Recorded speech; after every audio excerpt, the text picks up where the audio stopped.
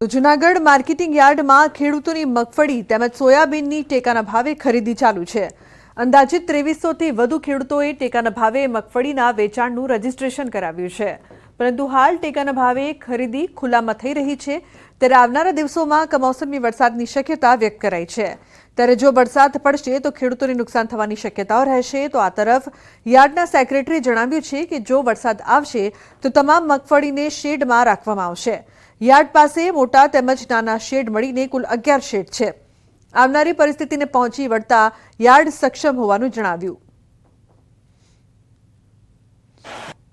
હાલમાં જોઈએ તો માર્કેટિંગ યાર્ડ જૂનાગઢમાં સોયાબીનની ખરીદી સોયાબીનમાં જ ચાલી રહી છે, શેડ નંબર 10માં ચાલી રહી છે, જ્યારે મગફળીની ખરીદી ગિરનારી ગ્રાઉન્ડ ખાતે ચાલુ રહી છે।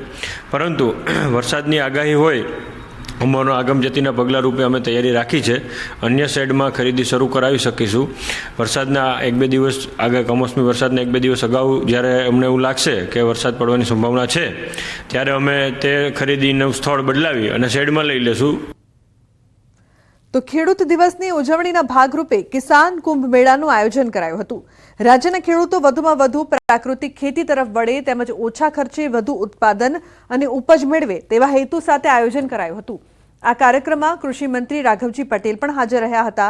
તેમણે ખેડૂતોને યોગ્ય માર્ગદર્શન આપ્યું હતું। ડ્રોન ટેકનોલોજી, પ્રાકૃતિક ખેતી વિશે માહિતગાર કરાયા તેમજ કેટલાક ખેડૂતોએ આધુનિક ટેકનોલોજી અપનાવી ખેતી સરળ અને મૂલ્યવર્ધક કઈ રીતે બને તે માટે પોતાના અનુભવો વર્ણવ્યા હતા। ખેતીમાં નવી પદ્ધતિ અપનાવનાર ખેડૂત મહિલા તેમજ ભાઈઓને ટ્રોફી આપીને સન્માનિત કરવામાં આવ્યા હતા।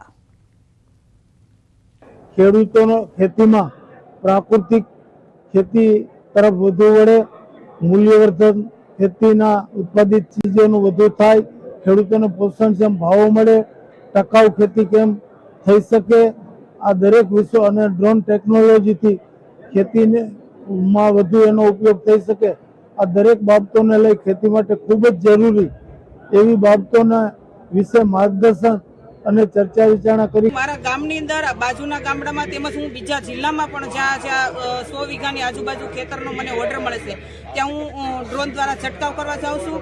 અને ડ્રોન દ્વારા હું તો બહેનોનો એવું કહેવા માંગુ છું કે તમે પણ નમો ડ્રોન દીદી બનો અને આ ડ્રોનનો લાભ લો। અત્યારે જે ટેકનોલોજી આવી છે ખેતીની અંદર અને એમાં સારી એવી ઇન્કમ અને સામે ખેડૂતોને બી ફાયદો છે। જે ડ્રોન દ્વારા ખેડૂત છંટકાવ કરે છે પોતાના ફાર્મ ઉપર તો એને પણ લેબર વર્કનો બચાવ થાય છે।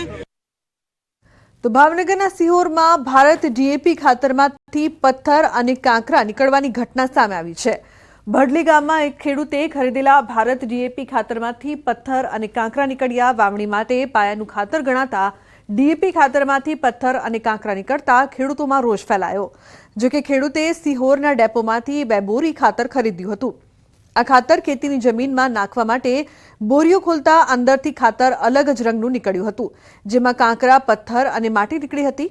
આ ઉપરાંત ખેડૂતો પણ આરોપ લગાવ્યો હતો કે તેને આ ખાતરનું પાકું બિલ અપાયું ન હતું અને સાદા કાગળમાં બિલ આપ્યું હતું। ભારત ડીએપી ખાતર આવી રીતે ભેળસેળવાળું નીકળતા ખેડૂતોમાં રોષ ફેલાયો છે। એક બાજુ ડીએપી ખાતરની અછત છે અને બીજી બાજુ ભેળસેળયુક્ત ખાતર નીકળતા ખેડૂત મૂંઝવણમાં મુકાયા છે। ત્યારે ખેડૂતોનો આક્ષેપ છે કે આ પહેલા ખાતરના 4 થેલા સાથે ફરજિયાત નેનો યુરિયા લેવાની ફરજ પાડવામાં આવી હતી। 21 તારીખે 2 બોરી મગાવેલી ડેપો સિયોર ડેપોમાંથી, તો અહીંયા વાવવા ખોલી બેગ તો એમાં એકલી ધૂળ ને કાંકરા જ નીકળ્યા। એટલે મેં ભાગ્યાને કીધું, મેં કીધું આ વાવતાની ન વાવી, બોલે આ ખેડૂતને છેતરે છે અને જ્યારે તમારે જોતું હોય ત્યારે ડીએપી મળતું નથી અને 1300-1350 રૂપિયાનો ભાવ લે છે। અને એની પહેલાં અગાઉ જ્યારે તમે એવો નિયમ હતો કે 4 બોરી લેતો તમને એની હારે નેનો યુરિયા બોટલ કે 250 રૂપિયાની 2 હારે લેવી જ પડે, નહીંતર તમને ડીએપી નહીં મળે એવું કહેવામાં આવતું હતું। ને આ વખતે હારે બોટલ ન આપી તો એકલી ધૂળ જ પકડાવી દીધી, રેતી જ છે, એમાં ખાતર છે જ નહીં। તો દિયોદરના ડુચકવાડા ગામમાંથી વાહનમાં વપરાતું યુરિયા લિક્વિડ બનાવવાનું કૌભાંડ ઝડપાયું છે। સબસિડીયુક્ત યુરિયા ખાતરમાંથી ડુપ્લિકેટ યુરિયા લિક્વિડ બનાવવામાં આવતું હતું। ડુચકવાડા ગામની સીમમાં ખેડૂતોના ખેતરમાં ડુપ્લિકેટ લિક્વિડ બનાવવાનું કામ ચાલતું હતું।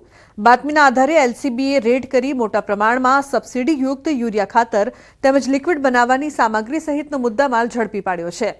પોલીસની પ્રાથમિક તપાસમાં સામે આવ્યું છે કે ખેડૂતે લિક્વિડ બનાવવાનો પ્લાન્ટ ઊભો કર્યો તે જમીન ભાડા પટ્ટે અન્ય વ્યક્તિઓને આપી હતી। સબસિડીયુક્ત ખાતર ક્યાંથી લવાતું હતું અને ડુપ્લિકેટ લિક્વિડ ક્યાં વેચાતું હતું તે તપાસનો વિષય બન્યો છે।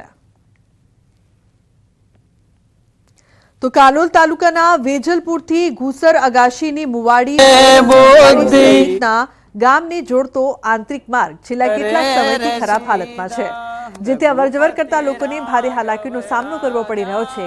સ્થાનિકોનું કહેવું છે કે આવા રસ્તાના કારણે એમ્બ્યુલન્સ પણ તેમની પાસે પહોંચી નથી શકતી।